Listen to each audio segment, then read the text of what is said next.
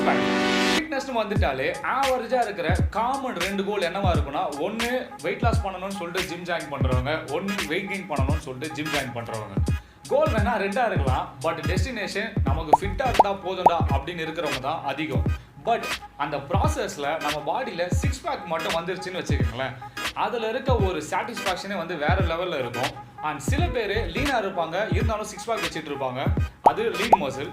சில பேர் ரொம்ப பல்காக இருப்பாங்க, ஆனால் சிக்ஸ் பேக் வச்சுட்டு இருப்பாங்க, அது muscle mass. And sometimes VFX கூட பண்ணிக்கலாம். பிகாஸ் சிக்ஸ் பேக் வரதும் கஷ்டம், அண்ட் அது வந்துருச்சுன்னா அதை மெயின்டைன் பண்ணுறது ரொம்ப ரொம்ப கஷ்டம்.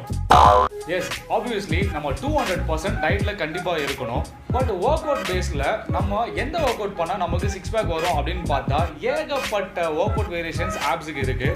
நம்ம சிக்ஸ் பேக்குன்னு சொல்கிற அந்த மசிலோட அனாட்டமிக்கல் நேம் வந்து என்னன்னா rectus abdominis. So this video science about six packs, sorry rectus abdominis. So ஜிம்முக்கு போகிற எல்லாருக்குமே காமனாக ரொம்ப பிடிச்ச ஆப்ஸ் ஒர்க் அவுட் எதுவாக இருக்கும்னா, சொல்லுங்க ப்ரோ, உங்களுக்கு பிடிச்ச abs workout? Russian twist bro. உங்களுக்கு பிடிச்ச abs workout? Crunches, bicycle crunch. சத்தமா? Bicycle crunch, crunches and leg raise. Workout பண்ணுற மாதிரி வீடியோ எடுக்கணும்னு சொல்லிட்டு சொல்லுங்கள் மாஸ்டர், உங்களுக்கு பிடிச்ச ஆப்ஸ் ஒர்க் அவுட்? ஆப்ஸ்னால் எனக்கு டிக்ளைன் கிரன்ச்சஸ் ரொம்ப பிடிக்கும். Okay, upper abs. இப்போ நீங்கள் ஒர்க் அவுட் பண்ணிகிட்டே இருக்கணும், நான் வீடியோ எடுக்கணும், அதானே? ரொம்ப கஷ்டம். Yes, crunches. பட் இந்த கிரன்ச்சஸ் ஒர்க் அவுட் பண்ணுறதுனால நமக்கு சேஃப் இல்லையா? அண்ட் இந்த ஒர்க் அவுட் பண்ணுறதுனால நம்ம ஆப்ஸ் மசிலோட ஆக்டிவேஷன் எஃபெக்டிவாக இருக்குமா இல்லையா? ஸோ ஸ்டடீஸில் என்ன சொல்லியிருக்காங்கன்னா, நம்ம ஸ்ட்ரைட்டாக லெக்கை வச்சுட்டு கிரன்ச்சஸ் ஆர் சிட்டப்ஸ் பர்ஃபார்ம் பண்ணுறோம் அப்படின்னா கண்டிப்பாக நம்ம லோவர் பேக்குக்கு அதிகமாக ஸ்ட்ரெஸ் கொடுக்க ஆரம்பிச்சிருவோம். ஸோ அதிகமாக ஸ்ட்ரெஸ் கொடுக்கறதுனால நம்ம லோவர் பேக் இன்ஜுரி ஆகிறதுக்கு நிறையவே சான்சஸ் இருக்கும். பட் இதுவே நம்ம லெக்கை பெண்ட் பண்ணி கிரன்ச்சஸ் பர்ஃபார்ம் பண்ணோம் அப்படின்னா கிரன்ச்சஸ் ஒரு சேஃபர் சைடான ஒர்க் அவுட் தான். பட் இன் 2001 ஸ்பைனல் ஹெல்த் ரீசர்ச்சுக்காக ஒரு டெட் அனிமலோட ஸ்பைனல் போனை எடுத்து நிறைய பெண்டிங்ஸ் அண்ட் ஃப்ளெக்ஷன்ஸை யூஸ் பண்ணாங்க.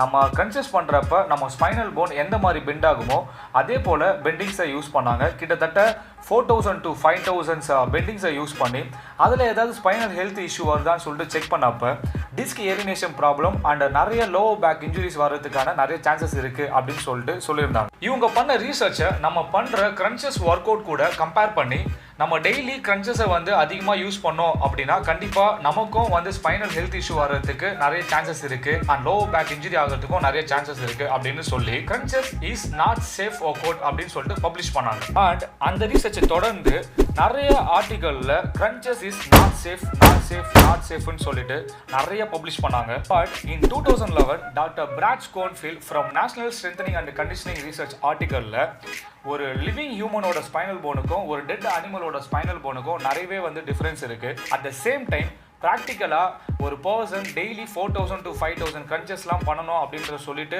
அவசியமே கிடையாது. பட் ஒரு பேட் பாடி போஸ்டரில் இருக்க பாடி டைப் வந்து கிரன்ச்சஸ் பர்ஃபார்ம் பண்ணுறாங்க அப்படின்னா கண்டிப்பாக அவங்களுக்கு lumbar back issue or lower back issue or spine issue வர்றதுக்கு நிறையவே சான்சஸ் இருக்குது. ஏன்னா bad posture like upper cross syndrome face பண்ணிட்டு இருக்க பீப்புளோட spinal bone already over arch or over கர்வில் இருக்கும்.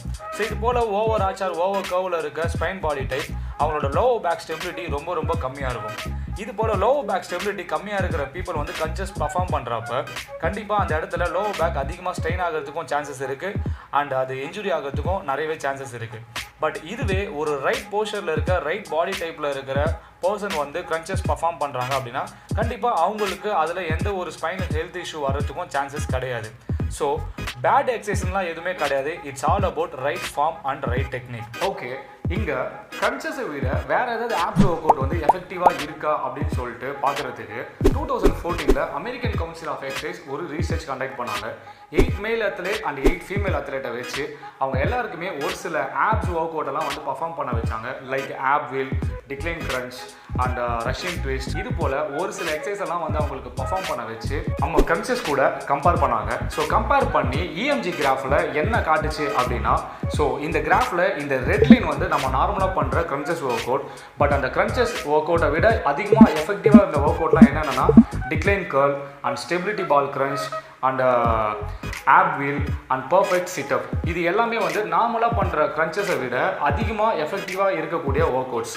அண்ட் இந்த ரீசர்ச்சில் ஒரு இன்ட்ரெஸ்டிங்கான ஒரு விஷயம் என்னென்னா, நம்ம பண்ணுற அந்த ஆப்ஸ் ஒர்க் அவுட் எதுவுமே வந்து அப்பர் ஆப்ஸ் அண்ட் லோவர் ஆப்ஸுக்கெல்லாம் தனியாக எந்த ஒரு ஆப்ஸ் ஒர்க் அவுட்டும் கிடையாது.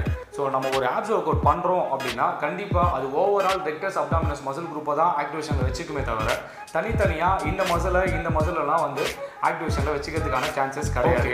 இங்கே கன்சஸை விட எஃபெக்டிவாக இருந்த ஒர்க் அவுட் எல்லாமே வந்து ஒரு பிகினரால் கண்டிப்பாக பண்ண முடியாது, அதாவது கரெக்டாக பர்ஃபார்ம் பண்ண முடியாது.